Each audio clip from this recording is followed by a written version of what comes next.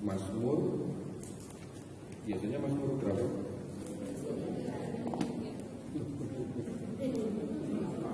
Ganti ya, sudah hafal.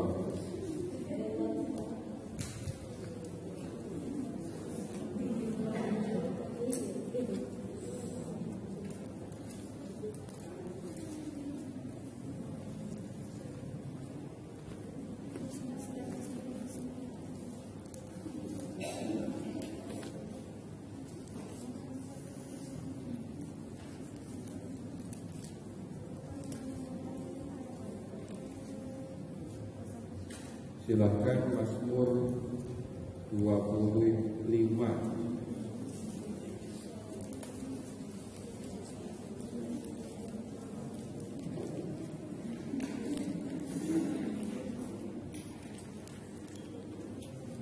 Mazmur 25 nanti kita jelaskan ayat 1 sampai dengan 10 ya. Lalu siapkan lebih dulu doa pembuka ya. Doa sebelum baca kita.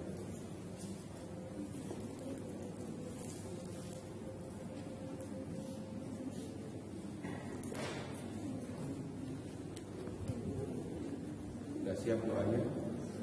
Mari kita siapkan hati untuk berdoa. Dalam nama Bapa dan Putra dan Roh Kudus. Bersama-sama. Ya Allah, Bapa kami bersyukur kepadamu karena Engkau telah mengambil kami untuk mengikuti Yesus Kristus Tuhan. Dialah Tuhan yang menyelamatkan kami dan Guru yang mengajarkan jalan kebenaran pada kami. Ya Allah, kami berkumpul untuk mendengar firman-Mu yang Engkau sampaikan dalam kitab suci. Serahkanlah Roh Kudus-Mu untuk menerangi pikiran hati kami, agar kami dapat memahami firman yang Kau sampaikan kepada kami. Demi Kristus Tuhan dan penyelamat kami. Amin. Mazmur 25 ayat 1 sampai dengan 10 bersama-sama. Kepadamu ya Tuhan, Tuhan kasihlaku, Allahku, kepadamu aku percaya. Janganlah Tuhan aku mendapat malu, janganlah musuh-musuhku berkhianat atas aku. Ya, semua orang yang menyanjungkan Engkau akan mendapat malu. Yang mendapat malu ialah mereka yang berbuat khianat dan tidak alasan.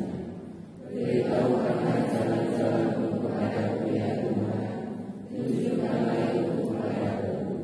Bawalah aku berjalan dalam kebenaran-Mu dan ajarlah aku, sebab Engkaulah Allah yang menyelamatkan aku.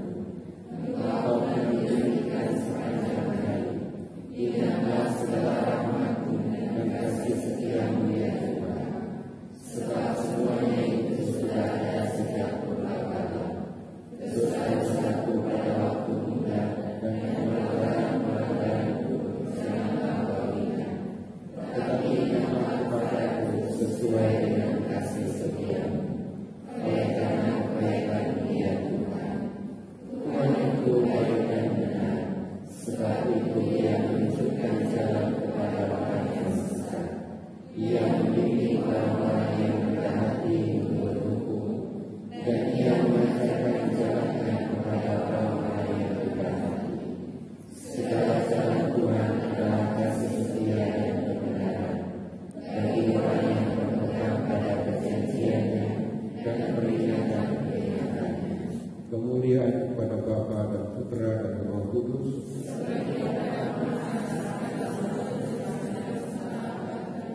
Dalam nama Bapa dan Putra dan Roh Kudus. Amin. Baik, selamat malam Bapak dan Saudara. Selama kita belajar dengan sampai membuat doa sampai di pertemuan yang lalu belajar tentang bahan bulan kitab suci, apakah ada yang perlu ditanyakan?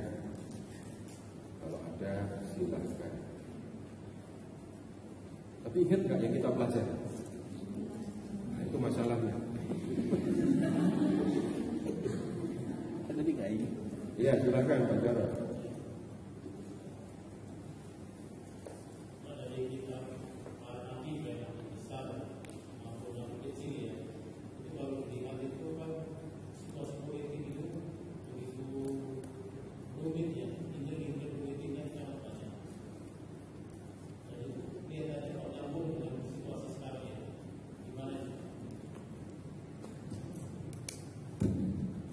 situasi yang dihadapi oleh para nabi ini beda dengan situasi yang kita hadapi sekarang. Perbedaan yang sangat mencolok adalah begini, bangsa Israel itu satu bangsa, satu kerajaan, satu agama. Jadi kalau Nabi bicara kepada mereka, ya Nabi bisa bicara atas nama Tuhan kepada seluruh warga, kepada seluruh penduduk, bahkan bisa bicara kepada rajanya. Tapi kalau negeri kita udah sukunya banyak, agamanya macam-macam. Ini kalau Nabi datang, misalnya Nahum datang ke sini, bingung. Nah begitu dia berbicara, Tuhan bicara kepada kalian, Tuhan yang mana?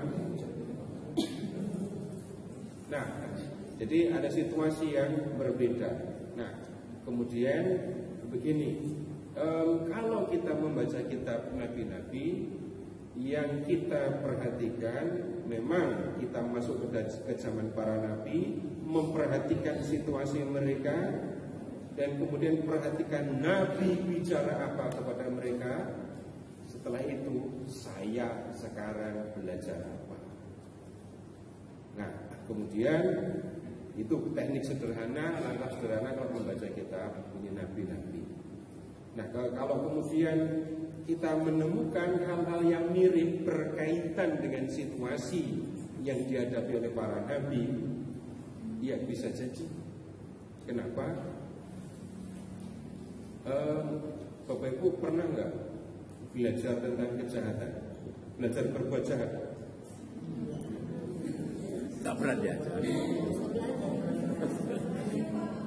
Jawabannya kan begitu kan ya, nggak usah belajar langsung pada bisa dan langsung pada pinter. Nah, dalam banyak kejahatan juga terjadi yang seperti itu. Misalnya begini, kalau di pengadilan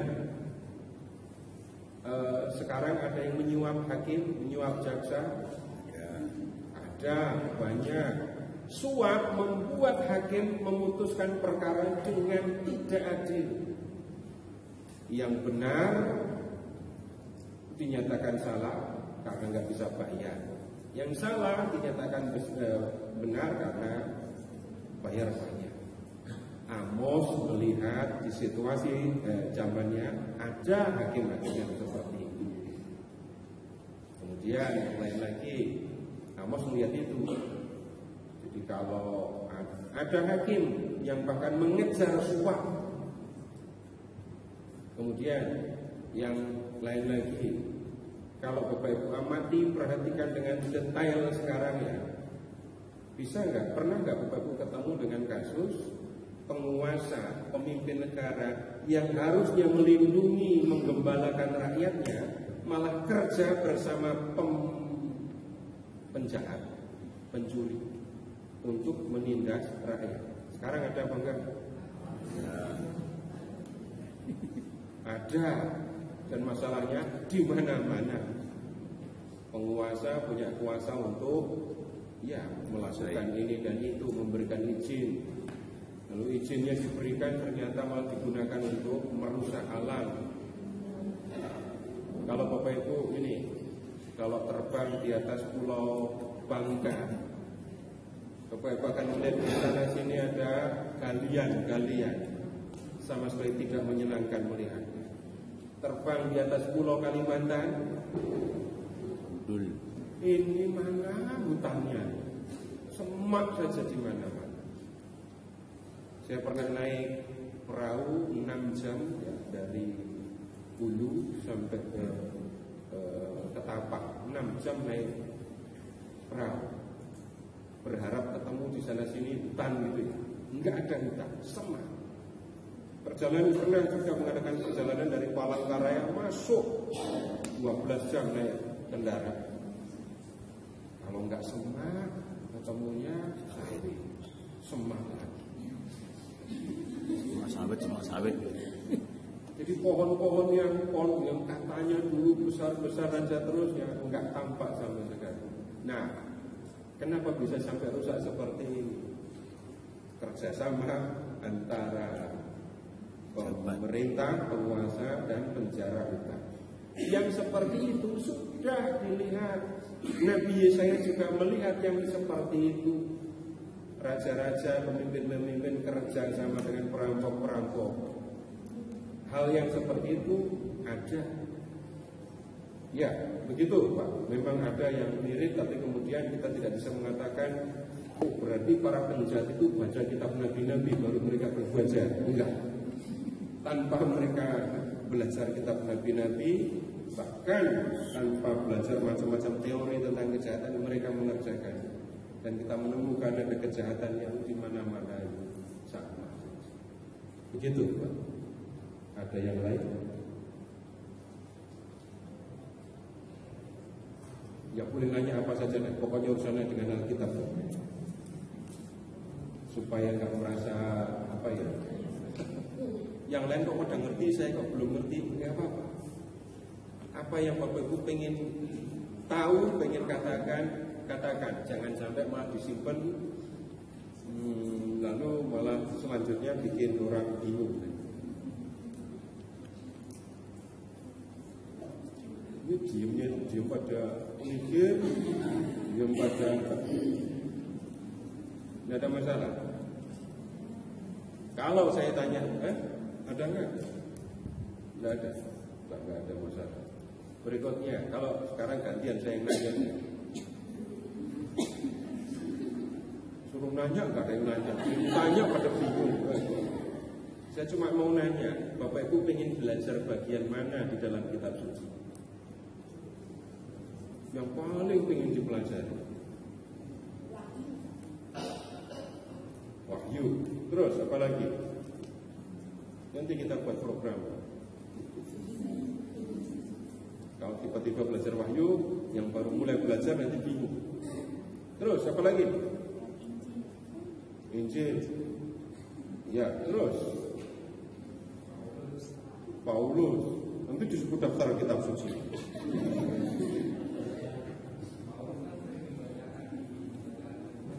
Ya, Paulus sering dibacakan di bacaan kedua hari Minggu, tapi boleh dites.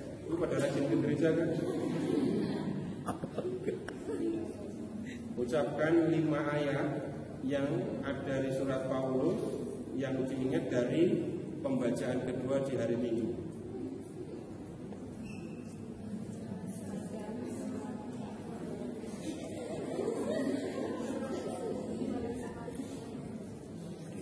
Korintus ada di. Nah itu yang diingat itu jangan-jangan. Yang diingat cuma saudara-saudara. Baik, nanti ya kami akan siapkan dulu nanti program untuk belajar lebih lanjut.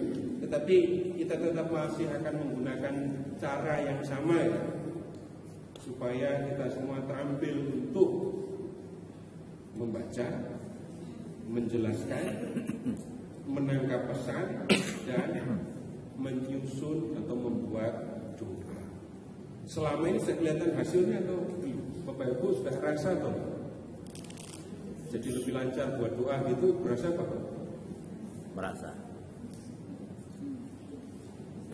Ini suster-suster yang baru ikut belum tahu masalah itu. Tapi Bapak Ibu yang sudah ikut minimal di program setelah bulan Juni ya, dan berasa nggak kemampuan untuk memahami, menangkap pesan dan membuat doa? Ini kalau sampai Bapak Ibu nggak bisa, nanti saya lagi yang dikomplain. Ya, silakan.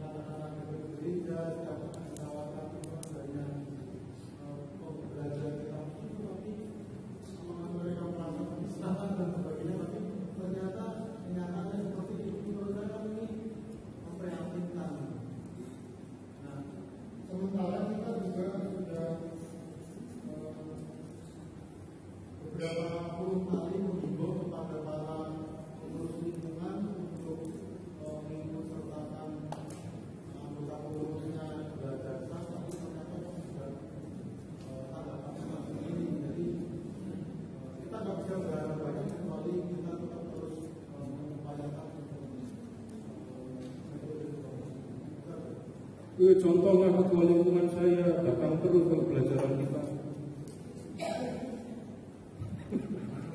Mana? Ketua lingkungan saya rajin datang.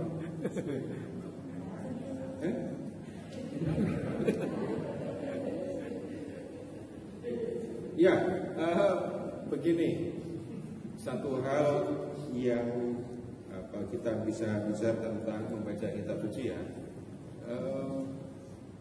Saya tidak pernah dan tidak akan pernah menggunakan kalimat mencintai kitab suci. Yang Bapak Ibu cintai itu Tuhan Yesus atau kitab suci? Tuhan Yesus. Itu yang benar. Enggak usah cium-cium kitab suci. Peluk-peluk enggak. Orang yang memang mengikuti Tuhan Yesus, mengasihi Tuhan Yesus, akan memiliki kerinduan untuk mendengar Tuhan bicara. Bayangkan Bapak Ibu mengasihi seseorang tapi nggak pengen dengar suaranya. Ada yang aneh? Pasti ada.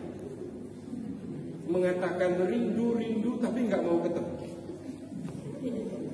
Bilang rindu ketika yang dirindukan mau datang, malah bilang enggak, saya mau main. Orang yang mengikuti Tuhan Yesus, percaya kepada Tuhan Yesus akan memiliki kerinduan. Tapi kemudian begini, di dalam gereja Katolik ini situasi sudah banyak berubah ya. Bapak Ibu yang sudah jadi Katolik sebelum tahun 65, ada enggak? Yang sebelum tahun 65 sudah jadi Katolik?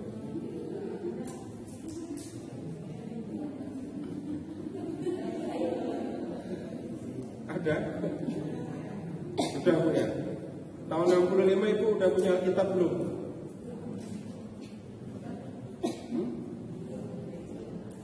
Iya, Alkitab, yang benar Alkitab. Nah, pertanyaan berikutnya, bukan kalau buku yang lain ada banyak. Kalau di Jawa Tengah itu Babat Suci.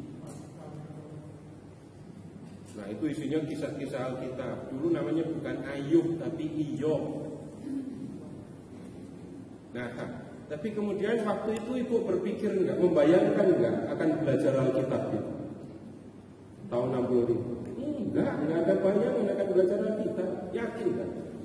Biarpun waktu itu saya belum kenal sama Ibu kan? Yakin waktu itu belum ada.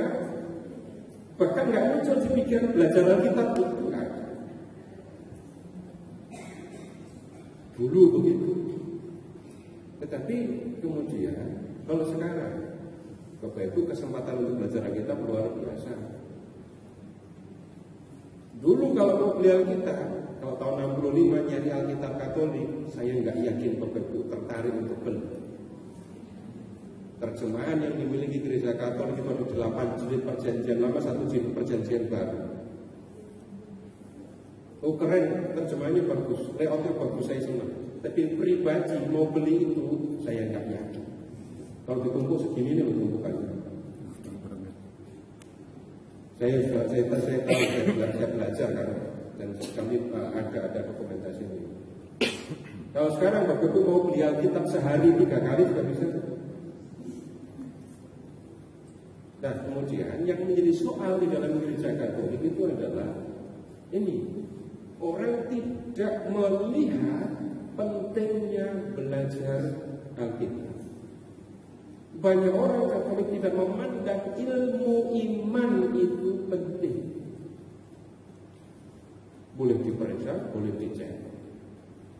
Tapi kemudian begini, coba Bapak Ibu ini sini.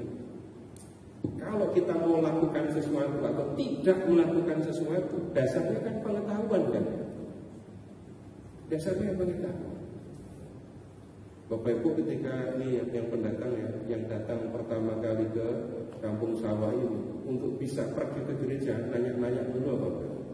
Iya, nanya. Suster nggak nanya, langsung diantar susternya. Untuk pergi ke gereja pun perlu pengetahuan. Lihat aja, kalau Bapak Ibu beli handphone, bisa tahu-tahu langsung pakai dan lancar lagi? Tidak mungkin. Pasti harus belajar.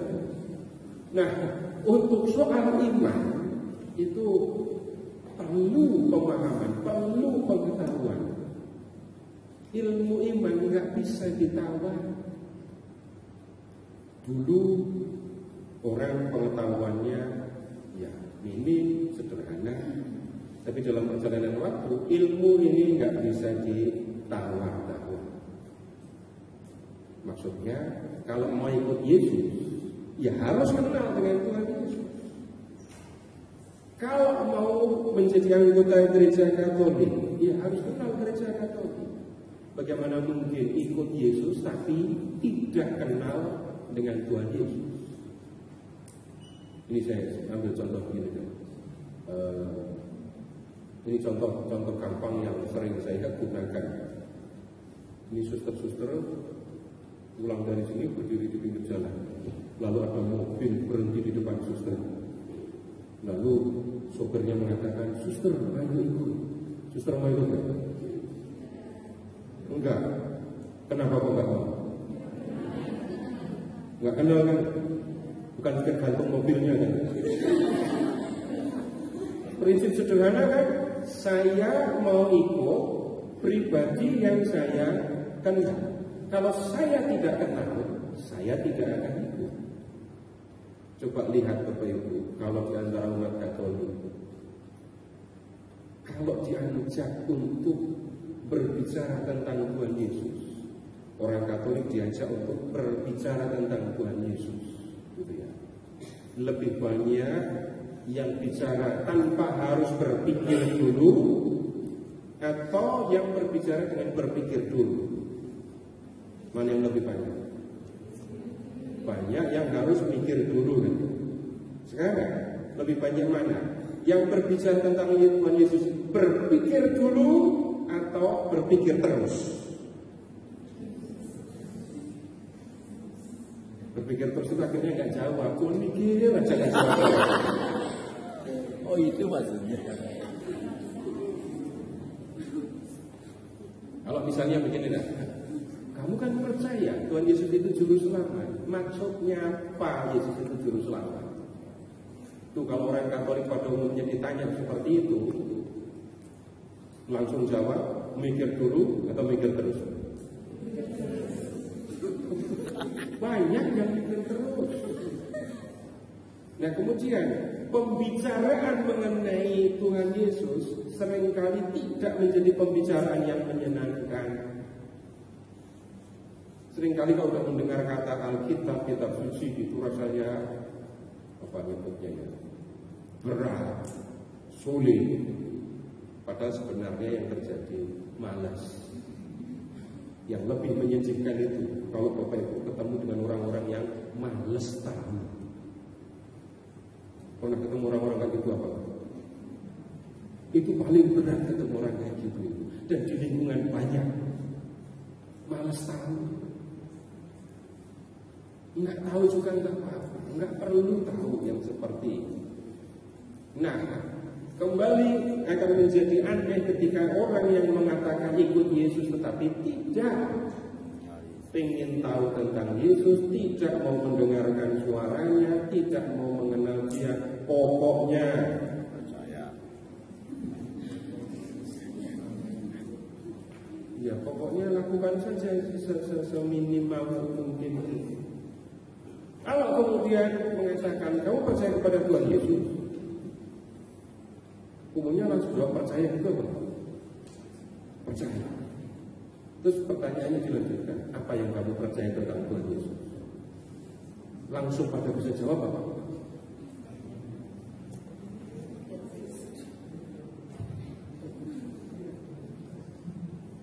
Nanti baru bingung ketika orang lain mempertanyakan kepercayaan. Dan setelah bingung, nimbang-nimbang, kalau nggak diem, pergi. Kalau nggak marah, tapi nggak ngerti harus ngomong apa.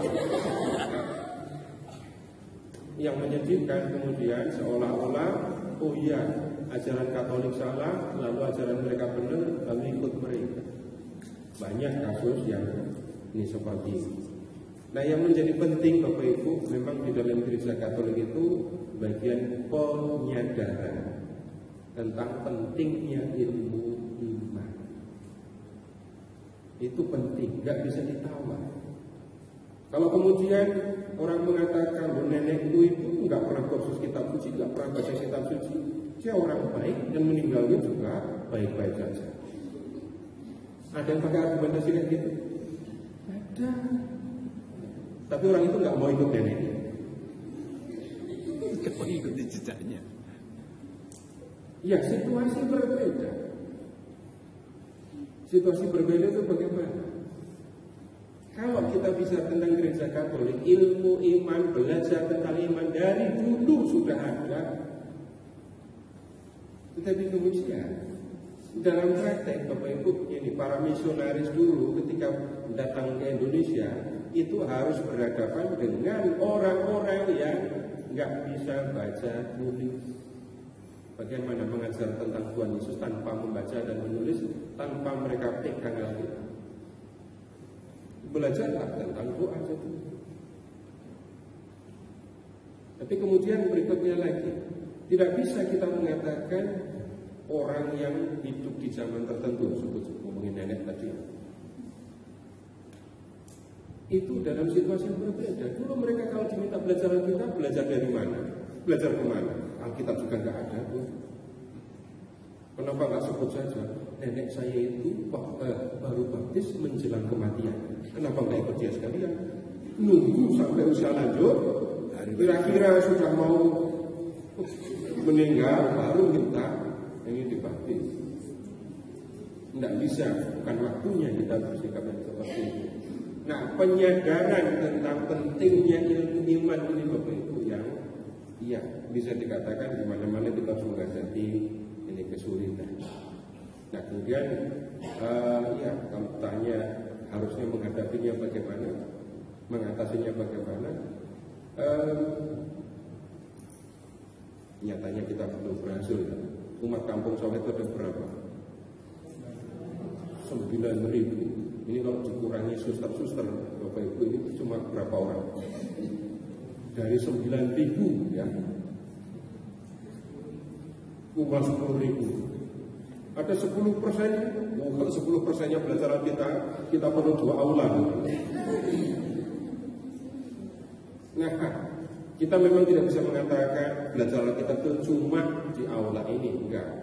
Tapi tetap kita memerlukan penyadaran supaya umat ngerti tahu tentang pentingnya belajar ini iman. Kalau mau bahasa sederhana lagi begini, Bapak Ibu tolong ingat-ingat ya. Dulu sekolahnya pakai TK Bapak. Pakai TK. Saya termasuk juga pakai TK. Langsung kelas 1. TK berapa tahun? 2. Itu ngapain TK 2 tahun itu saya nggak ngerti, saya nggak punya ide. SD berapa tahun? Sudah 8. Terus SMP, SMA? Nah, jadi berapa tahun?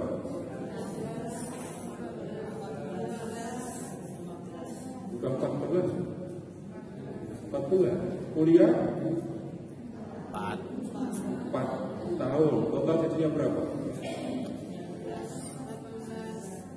18. Itu kalau naik terus.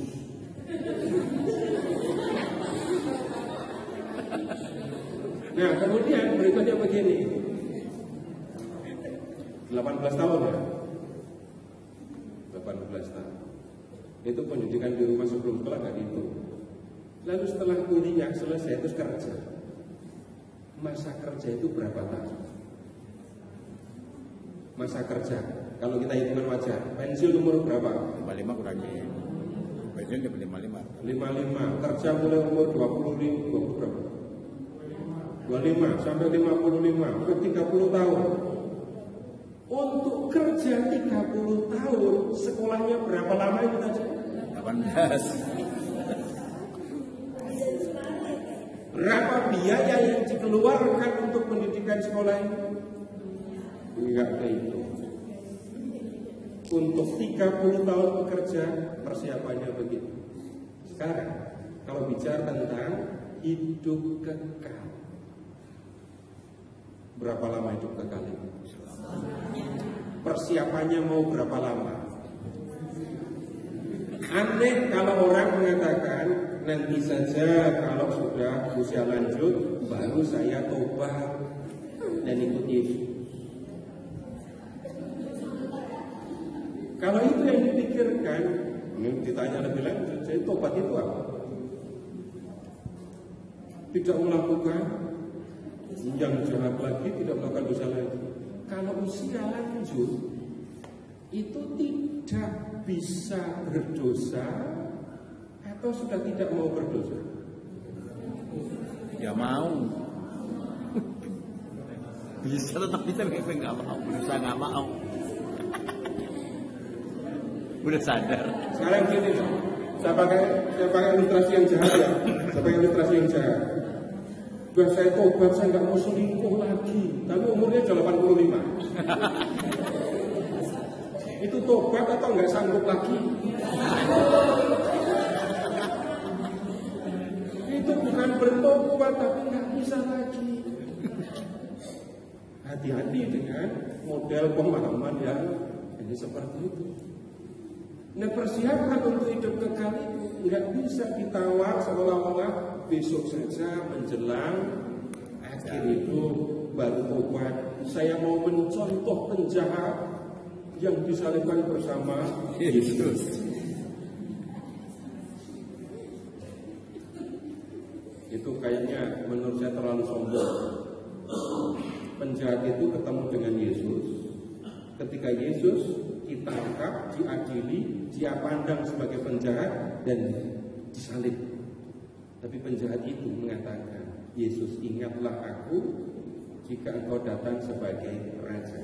Memandang pribadi yang disalibkan bersama dengan dia itu sebagai raja. Bapak Ibu yakin orang-orang yang mengatakan aku tobat besok kalau usia sudah lanjut supaya kayak penjahat itu punya kemampuan, punya iman seperti penjahat itu? Saya termasuk yang gak yakin. Nah, kenapa? Nah, baptisnya dari kecil, tobatnya ikut Yesusnya setelah usia lanjut, gak nyambung. Bohong itu. Nah, kemudian bagaimana mempersiapkan diri untuk hidup yang kekal? Mengingatnya begini saja. Ini saya jadi ngomong kayak gini ya. Ketika manusia hidup di dunia, itu kan manusia hidup dengan jiwa dan raga kan? Kemudian ketika manusia mati, yang mati apa? Raganya kan yang mati. Jiwa tetap hidup. Nah, kalau selama hidup di dunia ini ikut Tuhan Yesus, raga mati, jiwa tetap ikut Tuhan Yesus. Selesai. Tapi kalau selama hidup di dunia katanya ikut Tuhan Yesus, mulutnya doang yang ngomong katakan ikut Tuhan Yesus, tapi hidupnya gak ikut Tuhan Yesus. Setelah dia mati, raganya mati, terus jiwanya kemana? Enggak jelas. Yang jelas kalau seumur hidup saya ikut Tuhan Yesus, cuma raga saya yang mati, jiwa saya akan pergi kepada Tuhan Yesus dan tetap bersama dengan Tuhan Yesus. Orang yang hidup dengan cara seperti ini tidak akan khawatir dengan kematian. Itu kalau belajar. Yang nggak belajar tapi hanya berdasarkan pengetahuan yang sering masuk ke sini, nanti ketika orang mati itu akan diadili. Ngadilinya pakai timbangan. Ya. Dan dalam penimbangan itu akan ditimbang kebaikan dan kejahatan. Kalau kebaikannya lebih banyak, kemana? Kalau kebaikannya dengan kejahatan imbang. Kalau kejahatannya lebih banyak. Nah, sekarang ingat-ingat sendiri saja. Layaknya kita itu tinggalnya di mana?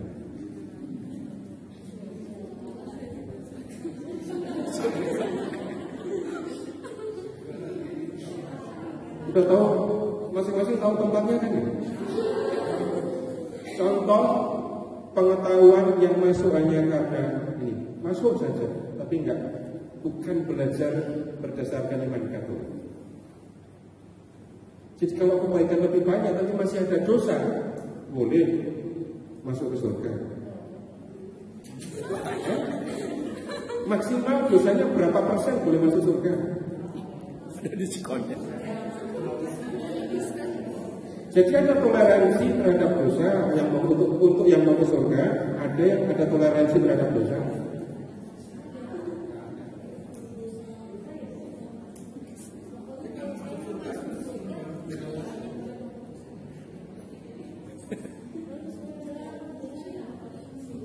Ibu ikuti itu pembicaraan saya yang panjang, jangan ambil belakang. Pokoknya saya masuk surga, nggak ada diskusi lagi, udah doa untuk saja. Saya tidak bicara tentang itu, bicara tentang orang kata. Dari mana bisa tahu kalau saya bakal masuk surga? Kenapa saya yakin masuk surga? Kalau orang memang yakin masuk surga, bisa nggak dia kompromi dengan dosa? Enggak apa-apa berdosa, kan Tuhan Maha Pengampun. Enggak apa-apa berdosa, kan Tuhan maklum saya juga manusia. Untuk bisa yakin, bahkan saya perlu tahu, saya tahu apa yang saya percaya. Dan kita itu hidup sebagai pengikut Yesus, bukan ikut diri sendiri, lalu bikin ajaran sendiri dan menentukan sendiri apa yang menjadi tolak ukur kepercayaan kita. Kalau memang mengikuti Yesus, yakin, ya memang harus yakin mau masuk surga. Tapi kalau orang yang memang percaya kepada Yesus, yakin akan tinggal bersama dengan Allah, maka itu tadi, selama hidup akan ikut Yesus. Kalau selama hidup katanya ikut Yesus, tapi ketika berdosa ngomong apa? Enggak apa-apa berdosa. Besok lagi ngomong apa? Enggak apa-apa lah berdosa. Itu percaya kepada Yesus, ikut Yesus ngomong apa enggak? Jangan sampai juga Bapak Ibu punya keyakinan sungguh-sungguh, tapi keyakinannya salah. Yakin, tapi ternyata yang diyakini salah. Itu celaka lagi. Contoh, saya berbuat baik supaya saya masuk surga. Jadi kalau kebaikan lebih banyak, saya akan masuk surga. Yakin benar. Udah doa Angelus sekarang. Doa Angelus, bagian marilah berdoa. Bunyinya gimana?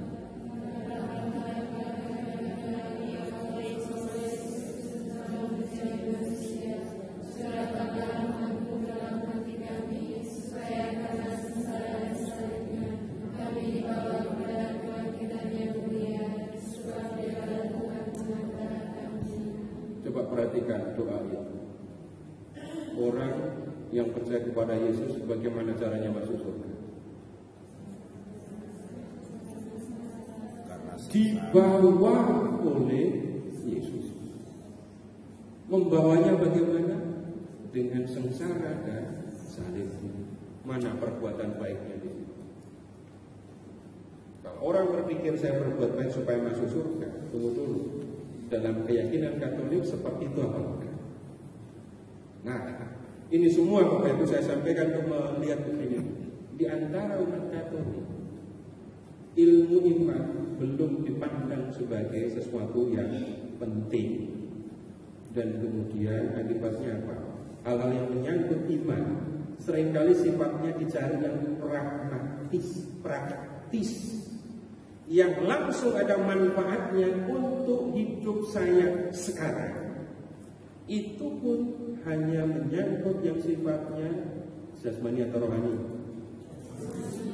materi atau spiritual.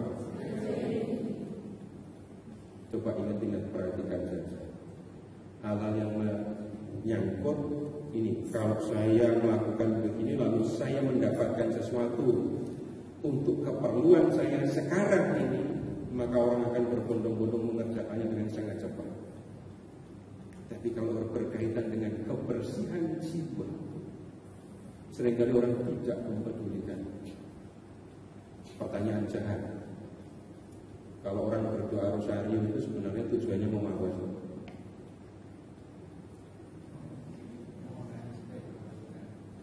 Pertanyaannya jelek ya. Jahat pertanyaan, iya. Kenapa Bapak Ibu berdoa Rosari?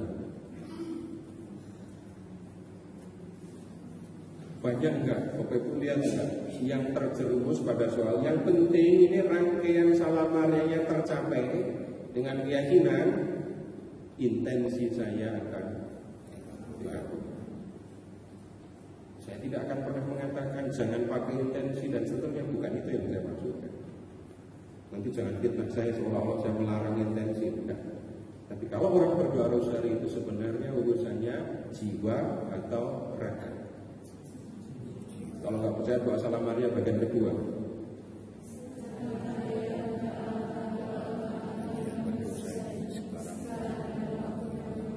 Yang Bapak Ibu minta apa dalam doa salam Maria bagian kedua itu?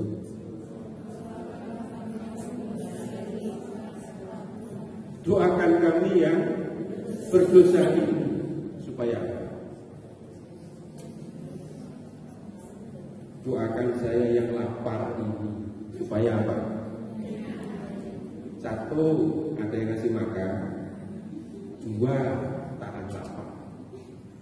Doakan saya yang sakit ini supaya apa? Sembuh, tahan sakit. Kalau nggak tahan sakit, panggil aja sekalian. Lu kan begitu. Bapakku pernah berdoa sama kayak gitu apa? Belum, bukan berdoa untuk diri sendiri, tapi terjadi untuk orang lain, untuk orang-orang dekat Allah. Doakan saya yang berdosa ini supaya apa? Dapat rezeki, gak nyambung. Supaya saya mendapatkan pengampunan, supaya saya bisa melawan dosa, supaya saya kalau berdosa bertobat. Itu menyangkut jiwa atau raga. Tapi ketika janji doa rosario dan janji intensi, perhatikan intensinya jadi apa? Supaya cepat dapat pekerjaan, dapat jodoh, dapat anak, dapat cucu, supaya ini penjualan saya meningkat, apalagi. Perhatikan saja intensi kalau di lingkungan menyangkut jiwa atau raga. Pekerjaan serius kita Bapak Ibu justru memperhatikan yang seperti itu. Kalau tampaknya proses belajar kita di sini itu kok sepertinya diajak pada nggak mau, soalnya ada di situ. Ya, ini jawab satu pertanyaan ada udah setengah jam. Baik, ada lagi? Dan nggak bisa ini pekerjaan sendiri, nggak bisa.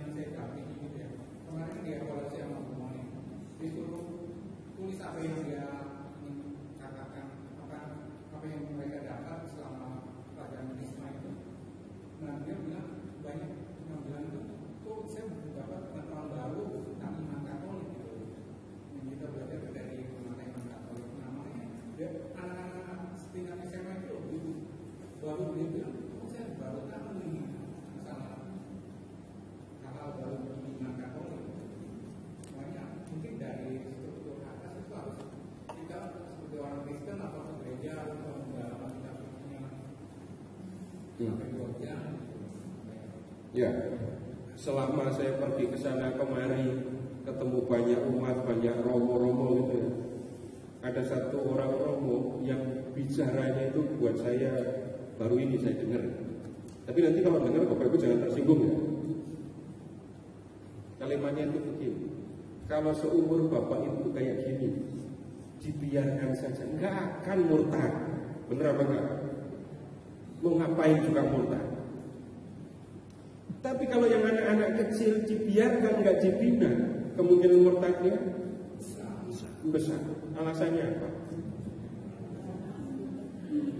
Jangan sampai cinta itu dikalahkan oleh iman. Malah kebalik. Demi calon suami, calon istri meninggalkan Tuhan. Cinta nomor satu, Tuhan. Iman baru menyusul. Bapak Ibu yang sudah berpengalaman dengan kehidupan berkeluarga bisa langsung komentar, makan itu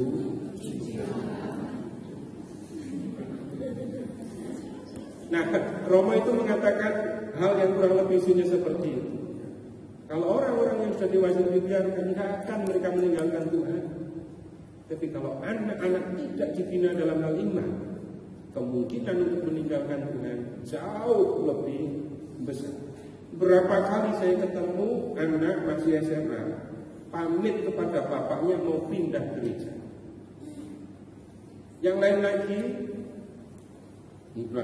persiapan sudah sangat erat berpacaran sehingga mau meninggalkan Tuhan supaya bisa menikah dengan orang yang beda kepercayaan. Dan ketika diajak diskusi seterusnya, lalu jawabannya sama, semua agama sama. Tapi orang tuanya nggak pernah mengatakan kalau semuanya agama sama, kenapa kamu pacarmu tidak ikut kamu? Kenapa kamu ikut pacarmu? Nggak ada yang ngomong gitu. Tantangan menjadi lebih sulit. Nah, kemudian kalau kita mau lihat lebih jauh, maka yang kita perlu perhatikan memang justru anak-anak itu yang harus diurus. Anak-anak yang harus diurus, harus diperhatikan. Kalau tidak diperhatikan, ini begini, Bapak Ibu ingat-ingat ya, waktu anak-anak masih kecil, Bapak Ibu memberi pilihan ya kepada anak, nah, kamu mau sekolah apa enggak? Ngasih pilihan gitu enggak waktu kecil? Kalau mau sekolah ya syukur, kalau enggak ini ada kambing di mesin. Enggak ada begitu. Bagaimana Bapak Ibu mengarahkan supaya anak-anak mau sekolah? Macam-macam cara dilakukan supaya anak mau sekolah. Kemudian apa yang Bapak Ibu lakukan untuk mendidik anak supaya mandiri, kerja keras, jujur, berani dan seterusnya? Bapak Ibu latihnya berapa minggu? Dari kecil. Enak aja berapa minggu? Dari kecil Pak. Harus kasih contoh. Terus berlatih. Tapi pertanyaan berikutnya, untuk urusan iman, apakah orang tua Katolik sekarang memberi perhatian yang sama beratnya dengan sekolah, dengan pelatihan-pelatihan yang lain? Banyak yang nggak peduli. Padahal ya, sekarang saya tanya sama ibu-ibu, tolong jawab apa adanya ya. Ibu-ibu, anak-anak, saya tanya nggak akan bisa jawab. Ibu ngajari anak bikin tanda salib, itu waktu anak umur berapa?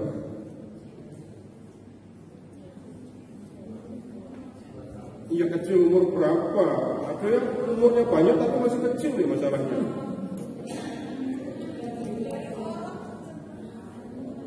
Ibu ngajari anak-anak nyebut nama Tuhan Yesus waktu anak umur berapa?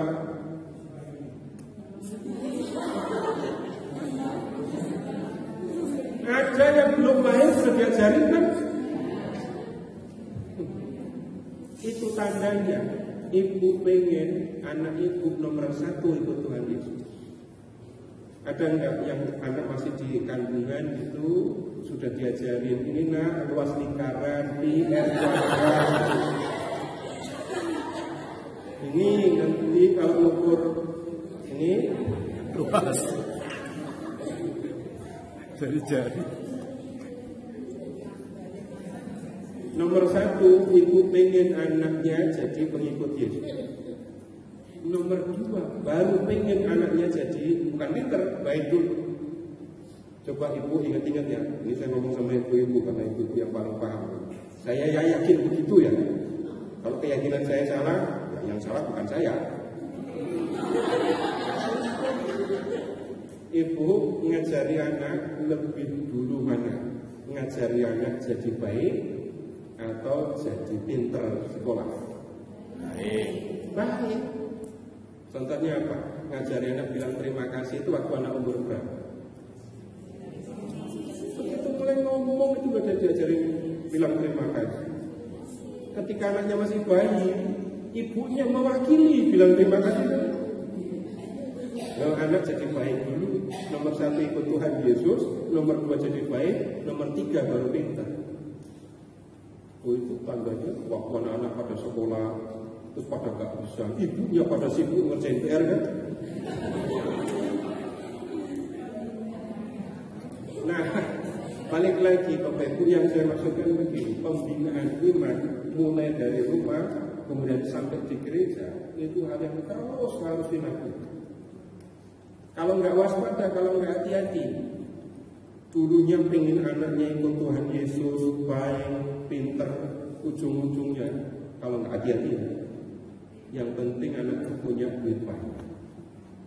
Coba lanjutkan. Ketika sekolah, nyari sekolah yang bagaimana?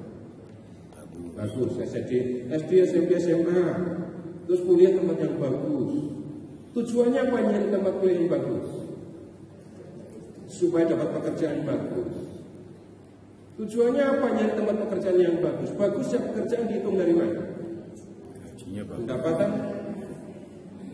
Kalau nggak waspada, ujungnya yang dicari cuma itu. Padahal dari kecil pengennya anak ikut Yesus, baik, pintar. Yang tertinggal cuma banyak duit dan pintarnya.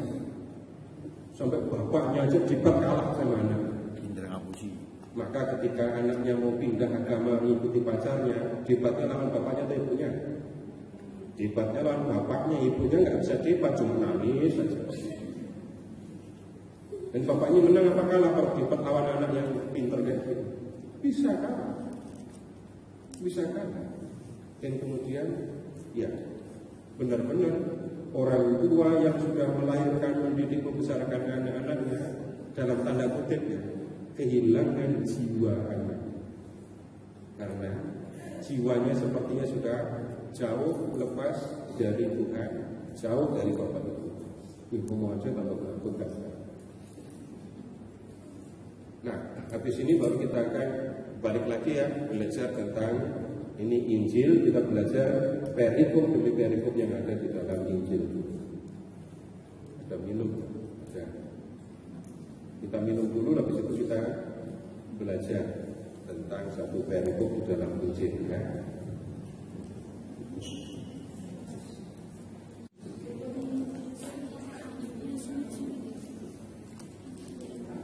Bab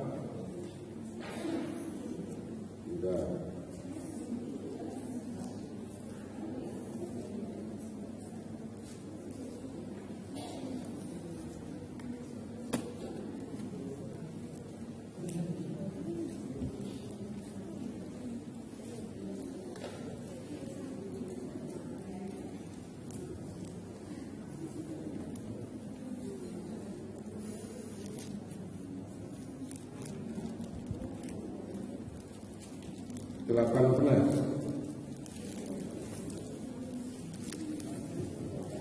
Lukas bab 18.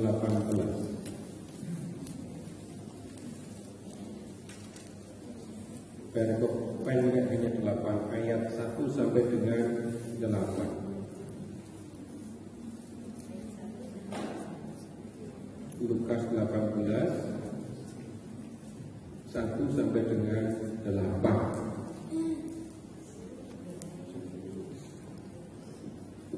Sudah ketemu? Baik, kita baca bersama-sama. Yesus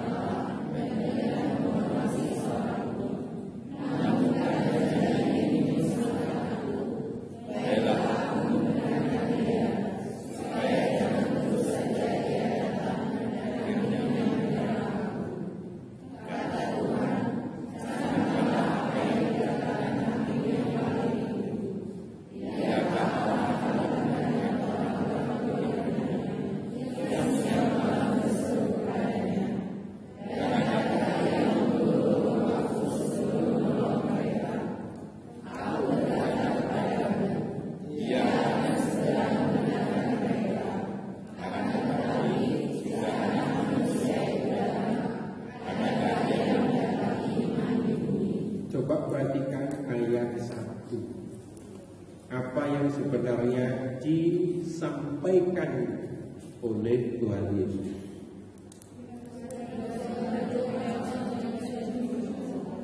Mereka harus selalu berdoa dengan tidak jemu-jemu.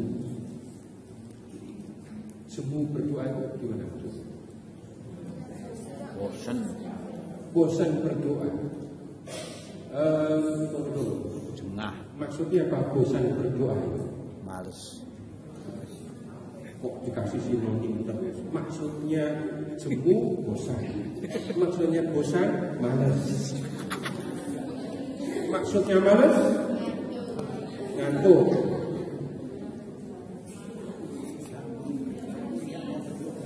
Nggak mau lagi berdoa. Kenapa orang bisa nggak mau berdoa lagi? Alasannya macam-macam. Tuh yang paling gampang mengingat, doa tidak dikabulkan. Itu berapa kali berdoa? Doa sudah 2 kali, 3 kali, novena 3 salam Maria 9 kali, doa nggak dikabulkan. Itu bisa membuat orang bosan. Itu Bapak Ibu doanya orang awam. Minta, mohon. Kalau suster, mohon apa suster? Ya pasti bukan mohon contoh ya pasti. Nah, kalau suster kan tidak mengajukan permohonan seperti yang kita ajukan. Tapi suster pernah bosan berdoa apa enggak? Ini di luar unsur-unsur dalam penilaian pembinaan ya, pertanyaan. Pernah bosan berdoa? Takut jawab nanti takut dinilai gitu, nggak usah. Yang nilai juga pasti juga ngalami kok. Kenapa orang bisa bosan berdoa?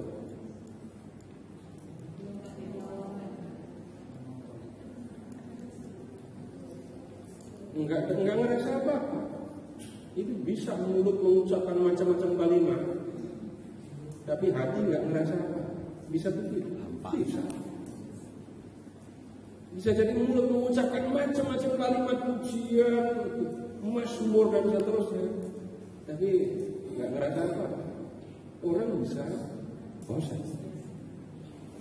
Tapi Bapak Ibu memang begini ya. Ini Tuhan Yesus tidak sedang mengajar para suster. Iya kan? Nggak ada suster yang datang ke sini. Yang ada umat orang awam dengan segala macam keperluan hidupnya. Nah kemudian Yesus itu mau menegaskan, mengingatkan mereka harus selalu berdoa tanpa bosan. Nah untuk menjelaskan hal itu Tuhan Yesus menyampaikan suatu perumpamaan. Perumpamaannya ini, coba lihat, ada berapa tokoh di dalam cerita ini? Janda dan hakim. Nah, kita lihat dulu. Yang pertama itu ada hakim ayat 2. Dikatakan tentang hakim itu tidak takut akan Allah dan tidak menghormati siapa. Itu artinya jelaskan ya, kalau tidak takut akan Allah, dia nggak akan peduli dengan kehendak Allah, dia tidak akan peduli Tuhan menghendaki apa. Apa yang dia pikirkan, apa yang dia mau, itu yang dia omongkan, itu yang dia lakukan. Tidak menghormati siapapun, sama saja. Bapak Ibu, bandingannya ya, ketika Bapak Ibu menghormati seseorang dan orang itu datang ke rumah Bapak Ibu, orang itu orang yang Bapak Ibu hormati, orang itu datang ke rumah, sambut, bajunya Bapak Ibu ketika nyambut tamu orang terhormat pakaiannya gimana? Rapi, pantas. Ada yang sampai mandi dulu kan ya? Ada. Baru di kebun terus habis itu ada tamu datang, tunggu mandi dulu. Hormat kepada tamu. Melakukan sesuatu karena hormat kepada seseorang. Hakim ini tidak menghormati siapapun. Dia nggak peduli dengan siapapun. Apa yang dia mau dia lakukan. Nah, kemudian lihat di ayat 3. Dikatakan di situ ada janda yang selalu datang kepada hakim itu dan berkata, belalah aku terhadap lawan. Dari ucapan perempuan ini menjadi jelas, janda ini sedang menghadapi soal, dia punya lawan dan minta tolong kepada hakim untuk membela dia. Kemudian lihat kalimat selalu datang. Berarti berapa kali datang? Kali-kali. Atau mungkin setiap hari. Berulang-ulang. Kemudian lihat ayat 4. Apa yang dikatakan di situ? Berapa waktu lamanya hakim itu menolak apa? Menolak untuk membela perkara janda. Dia bisa apa enggak? Bisa. Tapi dia tidak berpikir tentang baik, benar, enggak. Dia tidak takut akan Tuhan, tidak menghormati siapa. Nah, kalau kita membaca ya teks-teks di dalam Alkitab, kita akan tahu orang asing, anak yatim, janda itu kelompok orang miskin. Nah, para hakim diingatkan untuk membela perkara orang-orang miskin. Yang harusnya dilakukan oleh hakim itu adalah membela perkara janda ini karena itu bagian dari tanggung jawabnya. Tapi dia tidak mau melakukannya. Dia menolak untuk menolong karena dia nggak peduli dengan apa yang dikehendaki Tuhan. Kemudian lihat masih dia lupa. Tetapi kemudian dia berkata dalam hatinya, walaupun aku tidak takut akan Allah dan tidak menghormati siapapun, namun karena janda ini menyusahkan aku, baiklah aku membenarkan dia supaya. Jadi apa alasannya hakim ini menolong janda? Karena menyusahkan aku. Ini kalau nggak aku tolong, ini akan datang terus, ganggu aku terus sampai bisa jadi ya menyusahkan, menyerang aku. Dan kemudian ini menolong. Perumpamaan itu cuma kayak gitu juga. Tuhan Yesus ngajarnya kan keterlaluan, cuma gitu doang. Nah, kemudian kita lihat di ayat 6. Kata Tuhan, camkanlah apa yang dikatakan hakim yang lalim itu. Apa yang dikatakan hakim tadi? Aku tidak takut akan Allah, aku tidak menghormati siapapun. Tapi perempuan ini, janda ini menyusahkan aku. Maka kemudian ya, aku benarkan dia saja. Aku bela dia, aku nyatakan dia benar, ya, supaya dia nggak ganggu aku lagi. Kemudian lihat ayat 7, baca bersama-sama ayat 7.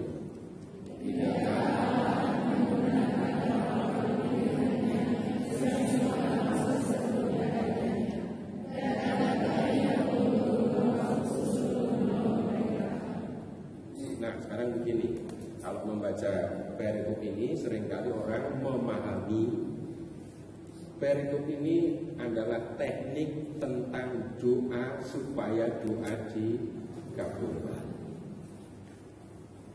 Coba mana yang bicara tentang doa dikabulkan?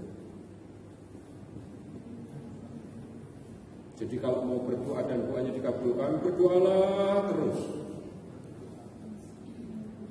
Tapi yang kita lihat di ayat 7, Allah membenarkan orang-orang pilihannya yang siang malam berseru kepadanya.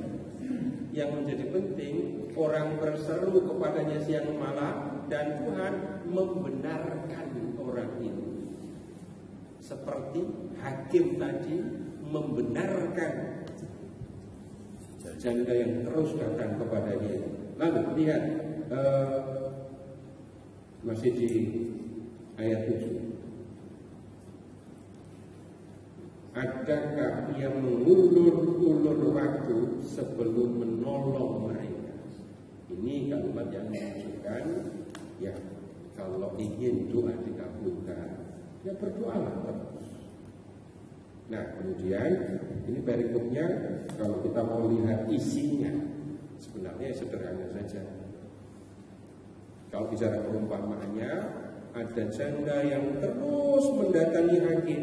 Hakim ini tidak takut akan Allah. Hakim ini tidak menghormati siapapun. Tapi janda itu terus datang untuk apa?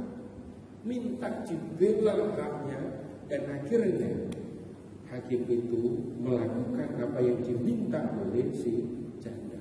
Balik ke ayat 1. Tujuan perumpamaan itu sebenarnya apa?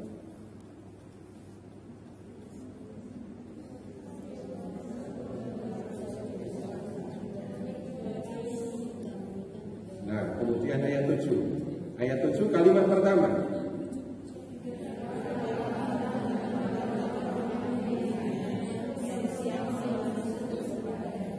Sama enggak ayat 1 dengan ayat 7?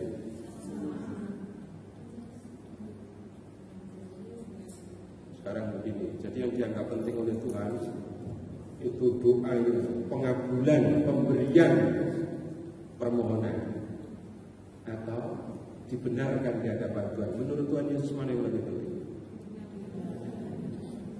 Untuk saya, mana yang lebih penting?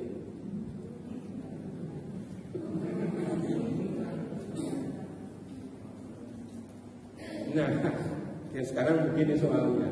Berdoa tanpa jemu, berdoa tanpa bosan. Seringkali kalau orang berdoa itu yang jadi ukuran keberhasilannya itu adalah dikabulkan atau tidaknya doa. Bapak Ibu pernah alami itu apa? Doa yang bagus, doa yang baik itu adalah doa yang dikabulkan. Pernah alami itu apa? Oh, saya cuma saya yang pernah. Tapi coba kita lihat lebih lanjut. Kalau kita bicara tentang doa yang dikabulkan itu, lebih banyak mana? Doa atau permohonan Bapak Ibu yang dikabulkan atau yang tidak dikabulkan? Mana yang lebih banyak?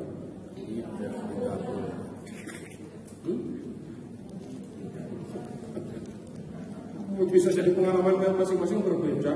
Tidak dikabul. Beda-beda pengalaman. Karena saya nggak pernah berdoa, gitu ya. Lalu saya minta satu kali dikabulkan, jadinya kan 100% permohonan saya dikabulkan. Nggak pernah minta. Tapi ada juga yang minta macam-macam, tiap hari minta-minta, tapi kemudian tidak semua dikabulkan. Berikutnya lagi sekarang, Bapak Ibu sudah terima banyak dari Tuhan kan? Mana yang lebih banyak? Yang Bapak Ibu terima dari Tuhan karena memohon, atau Bapak Ibu terima tanpa memohon? Tanpa memohon. Nah ini sama jawabannya. Ini sama. Saya tanpa saya minta, Tuhan memberi. Ternyata itu jauh lebih banyak. Saya ambil contoh. Bapak Ibu pernah belajar tersenyum? Saya kalau sering belajar tersenyum, tidak semua pernah belajar tersenyum karena udah pada pintar. Ya.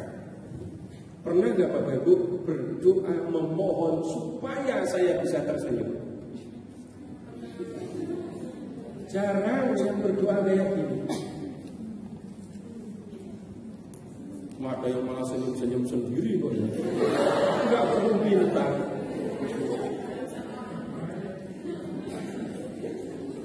Ingat, kalau kita melihat dari sisi kita manusia dalam berdoa, maka yang menjadi penting adalah kalau Tuhan mendengarkan dan memenuhi yang saya minta.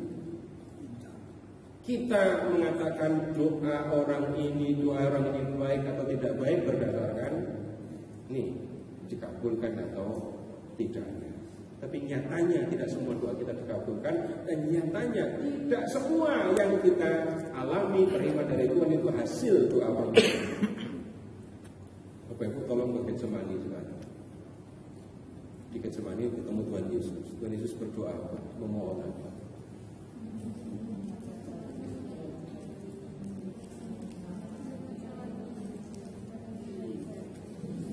tidak ada yang mustahil bagimu Bapa. Ambillah cawan ini daripadaku, tapi bukan kehendakmu yang harus terjadi, melainkan. Nah ini kalimat kedua ini yang Tuhan Yesus salah. Ngapain harus ngucapin kalimat ini gitu ya? Harusnya kan cukup, tidak ada yang mustahil bagimu Bapa. Ambillah cawan ini daripadaku. Amin, gitu ya. Dan Tuhan Yesus pakai nambahin, bukan kehendakku yang harus terjadi, melainkan. Nah itu yang didengar Bapa gitu. Mau nyalain gitu. Nah doa Yesus dikabulkan apa enggak malam itu? Enggak. Masih tangkap. Baru selesai berdoa, pialanya udah dianterin. Nih, minum. Yesus malam itu mulai minum cawan penderitaan. Nah, kemudian bisa ada yang lain lagi. Tapi kan Tuhan Yesus pernah mengatakan, mintalah.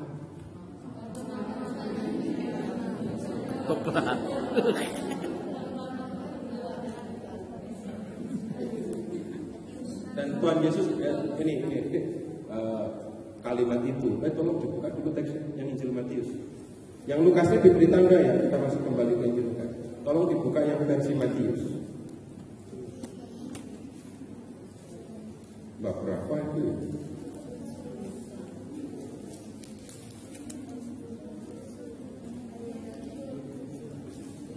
Bab 7.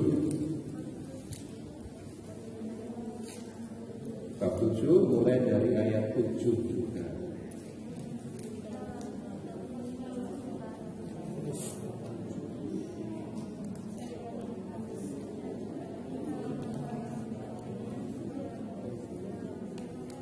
Sudah? Baca bersama ayat 7 dulu.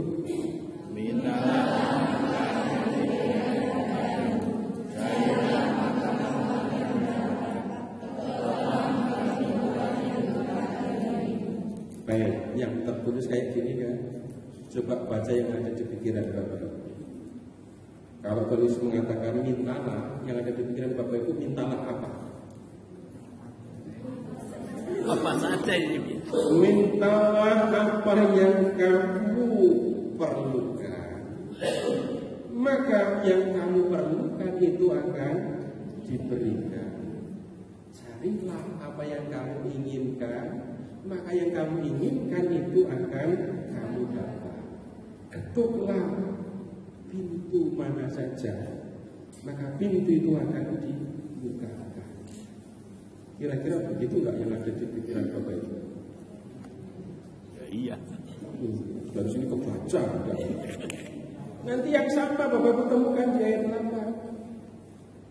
Setiap orang yang meminta menerima. Setiap orang yang mencari mendapat, dan setiap orang yang mengetuk baginya pintu akan dibukakan. Karena setiap orang yang minta apapun, minta apa yang diperlukan, dia akan menerima apa yang diperlukan itu. Kemudian setiap orang yang mencari apa yang diinginkan, maka yang diinginkan itu akan dia dapat. Itu seringkali orang memahami itu. Coba sekarang baca bersama ayat 10 dan ayat 9 dan 10.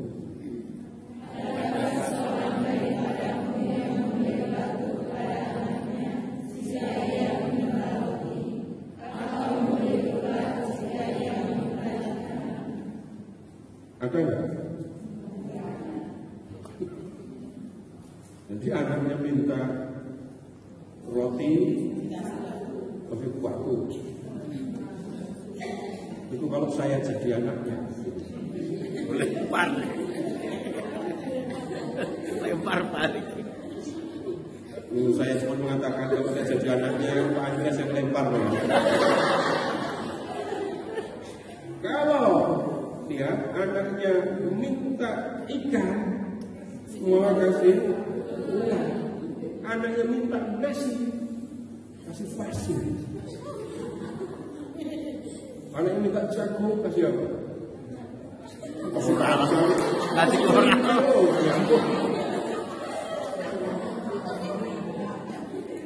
Tidak ada orang tua yang berlaku seperti baca bersama keras ayat 11.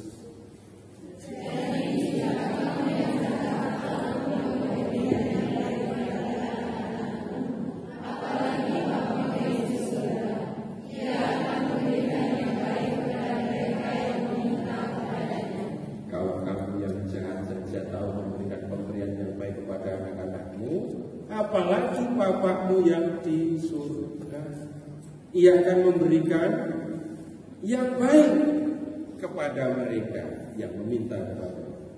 Mana? Mintalah apa yang kamu perlukan, dan kamu perlukan itu akan dipenuhi. Mana yang mengatakan itu? Gak ada. Minta, cari, iya. Tuhan akan memperhatikan, Tuhan akan mendengarkan dan memberikan yang baik. Baik menurut siapa? Allah. Kalau baik menurut Tuhan, apakah selalu baik menurut saya? Enggak. Kalau Yesus itu yang di Getsemani tadi saya, kalau Yesus itu mati, itu baik apa? Baik. Baik untuk siapa? Kalau Bapak Ibu janji Tuhan Yesus, enggak.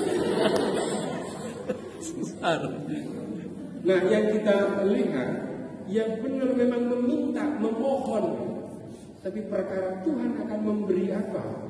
Percayalah kepada Tuhan. Tuhan akan memberikan yang baik. Baik itu menurut penilaian, menurut pemahaman Tuhan, bukan menurut saya.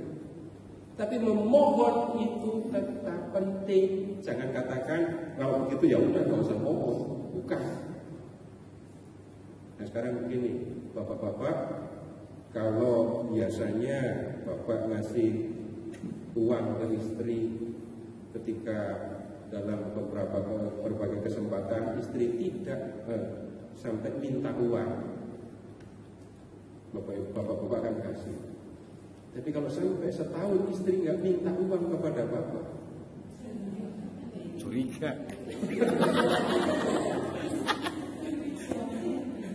Kenapa kok curiga? Biasanya minta nggak minta. Loh kan saya sudah ada pengantian di awal.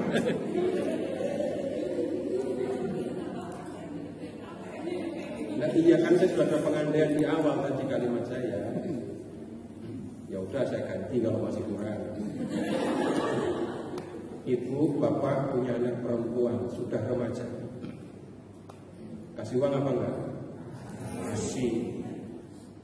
Kalau nggak dikasih, dia akan minta kan? Coba 6 bulan dia nggak minta uang ke bapaknya.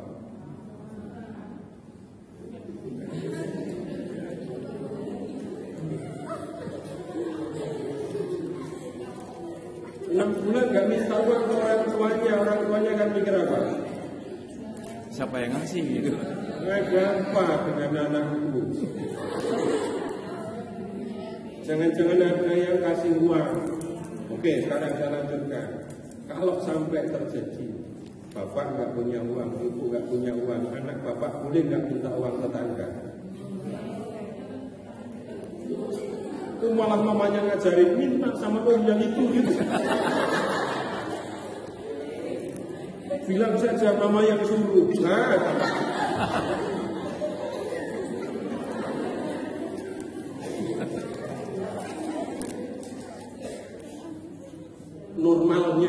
normalnya orang tua kalau anaknya akan minta uang kepada tetangganya boleh apa? Kenapa kok nggak boleh? Satu, malu. Yang nomor 2, ini harga diri bapaknya kau taruh di mana? Dan lebih lanjut kita akan menemukan minta itu tanda kalau orang percaya. Kalau nggak percaya nggak akan minta. Sekarang gini ya, saya kasih contoh jahat. Kalau udah ngomong ya, contoh saya jahat. Bapak, ibu nanti selesai pulang tolong minta uang ke suster.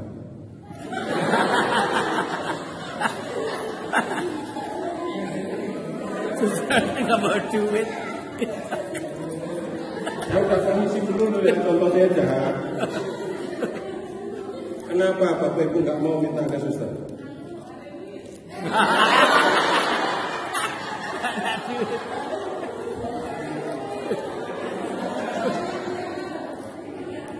Itu tanda kan? Bapak Ibu nggak percaya kepada suster. Kalau sampai ada istri, anak nggak mau lagi minta uang ke suami, nggak mau minta ke orang tuanya, itu tanda nggak percaya lagi. Tapi perkara dikabulkan apa tidak, untuk urusan doa berbeda. Tuhan akan memberikan yang baik, bukan yang diminta. Nah, yang menjadi penting itu adalah balik ke Lukas bab 18 tadi ya.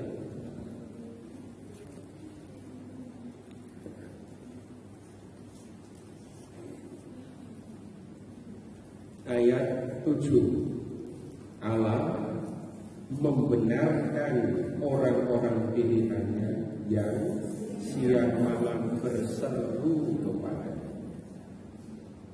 Jadi yang menjadi penting di sini adalah dari sudut pandang Allah, bukan sudut pandang manusia. Sudut pandang manusia yang saya minta diberi oleh Tuhan, nah ini yang saya perlukan, ini yang saya inginkan, ini yang menggembirakan saya. Kita diajak untuk melihat dari sisi atau dari sudut pandang Allah yang akan membuat Tuhan berkenan, yang akan membuat Tuhan tersenyum itu adalah orang-orang pilihannya, hamba-hambanya yang siang malam ngapain? Berseru. Jadi yang akan membuat Tuhan tersenyum dari ayat 1 itu adalah orang yang berdoa dengan tidak jemu-jemu. Perkara kemudian Tuhan akan memberikan pertolongan, Tuhan akan membantu. Bapak Ibu amati sendiri ya, ingat-ingat sendiri. Begini, kalau berbicara tentang Tuhan yang menolong, pernah nggak Bapak Ibu mengalami ini? Saya berdoa, setelah doa selesai 3 hari kemudian doa saya dikabulkan, saya ditolong. Pernah? Pernah. Kemudian saya berdoa, memohon sesuatu. Begitu selesai berdoa, doa saya sudah dikabulkan, yang saya minta sudah dipenuhi. Selesai berdoa langsung dikabulkan. Luar biasa. Minta apa itu? Berilah kami rezeki, tahu di depan sudah ada nasi. Doa makan.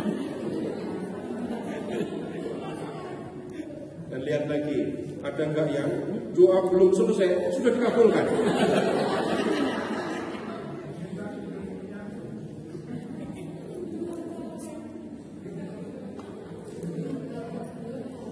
Doanya belum selesai sudah dikabulkan. Belum sampai amin, belum sampai kami mohon.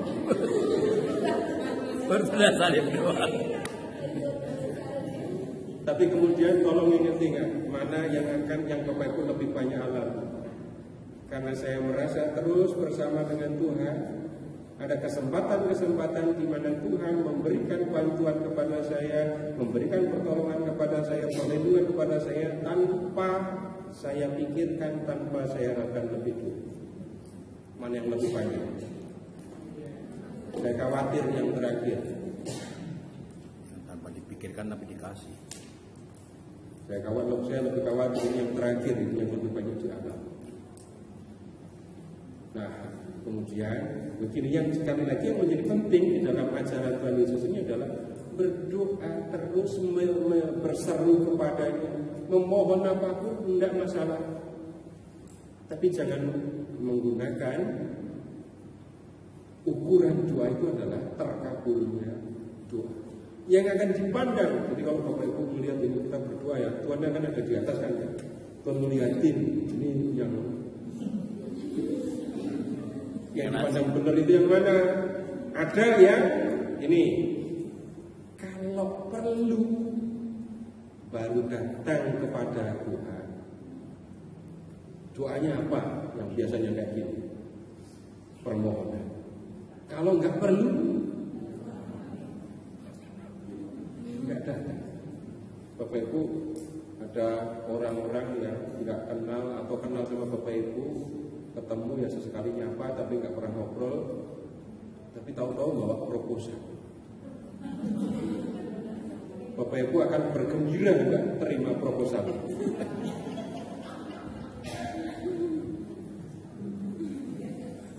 Tapi kalau orang itu dekat dengan Bapak Ibu tanpa proposal pun, ya bisa kan Bapak Ibu memberi tanpa harus baca proposal, lalu malah mengatakan ngapain pakai gini-ginian. Bapak Ibu hafal enggak orang-orang yang datang hanya untuk pinjam uang? Hafal, Pak. Ini kalau sedang senang, kalau sedang punya macam-macam nggak mau datang. Tapi giliran sedang memerlukan sesuatu muncul ramah sekali ngomongnya. Udah gitu mulai lulus-lulus paha sendiri, sudah tanda-tanda itu. Kalau ketemu yang seperti itu, sekarang Bapak Ibu bayangkan, datang kepada Tuhan hanya ketika memerlukan sesuatu. Itu kan menyejukkan. Dan kalau Tuhan melihat yang seperti itu, enggak, Tuhan enggak berkenan yang seperti itu. Yang lain lagi berdoa, tapi doanya ya, bisa berdoa ya syukur, enggak ya sudah enggak apa-apa. Lalu lihat, yang lain lagi yang disebut oleh Tuhan di sini adalah orang yang terus-menerus menghadap Tuhan, berseru kepada Tuhan, yang terus berdoa kepada Tuhan. Nah, Tuhan berkenan kepada yang seperti itu. Dan lebih dari itu, Tuhan akan memberikan pertolongan tanpa saya mengucapkan kata, lalu kata-kata saya dituruti oleh Tuhan. Tuhan akan memberikan pertolongan tanpa mengulur waktu, tanpa menunggu orang ini menyebutkan permohonannya secara detail. Kadang-kadang ada yang ngajarin yang aneh lagi. Kalau minta permohonan, tulis lengkap sampai alamat rumah, nomor rumahnya disebut. Jangan sampai Tuhan nanti kirim malaikat salah alamat. Ada yang ngajarin begitu. Tapi yang menjadi penting, yang jauh lebih berharga daripada semua pemberian Tuhan itu adalah relasi dengan Tuhan dan dibenarkan oleh Tuhan, dipandang benar oleh Tuhan. Baik, sekarang Bapak Ibu silahkan Alkitabnya sudah ditutup, dibereskan. Taruh, maksudnya ditaruh, maksudnya dipegangin lagi.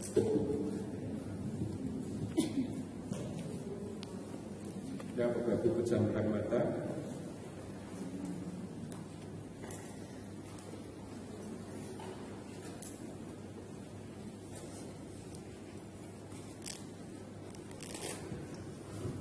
Mari kita berdoa dalam nama Bapa dan Putra dan Roh Kudus. Sekarang Bapak Ibu silahkan bicara kepada Bapa, menanggapi firman yang baru saja kita dengarkan, menanggapi firman yang disampaikan oleh Tuhan Yesus berkaitan dengan doa ini tadi. Silahkan menyampaikan doa kepada Bapa menanggapi firman ini. Masing-masing berdoa sendiri di dalam hati.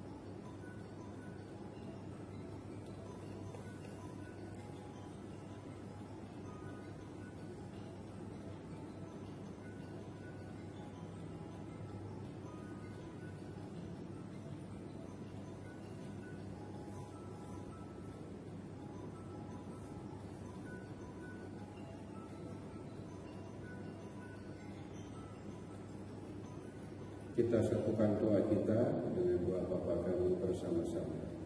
Bapa kami yang ada di surga, dimuliakanlah namamu,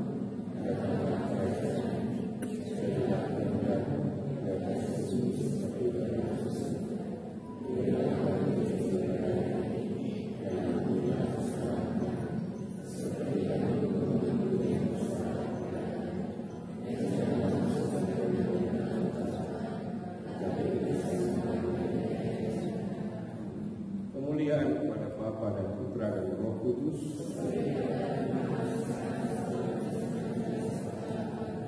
Dalam nama Bapa dan Putra dan Roh Kudus.